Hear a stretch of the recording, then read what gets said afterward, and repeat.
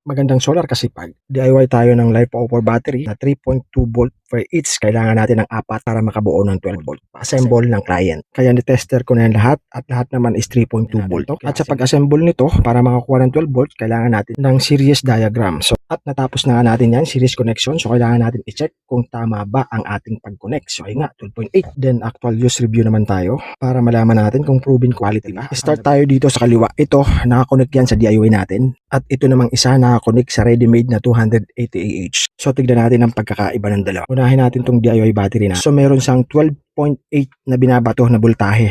Ayan ha. Ang load nito is nasa 300 watts. So, 12.8 ang binabato. So, open naman natin tong pangalawa. Itong ready-made na 280 Ah. Kaya on na natin yan at patayin natin tong isa syempre. So, ang binabato niya is 12.6 lang. O di ba? Mas malakas yung 100 Ah na DIY natin. Parehas lang yan ang naka-load, wala akong binawas. So meaning to say, proven and quality ang nabili natin mga battery. O di ba? Huwag maniwala sa sell stock lang, but to proven and tested with actual review. At ganyan ako mag-promote. Kaya naman kinuha na ng client natin yan na nagpa-assemble. O di ba? Kaya PM is the key kung gusto mo magpa-assemble. Or lagay ko lang yung link sa harapan mo sa yellow basket. Click mo lang yan. Lagay ko na rin sa comment section para di ka maligaw. At para updated ka sa mga proven product na may actual review, follow mo lang ako. So, hanggang doon muna. Thank you very much.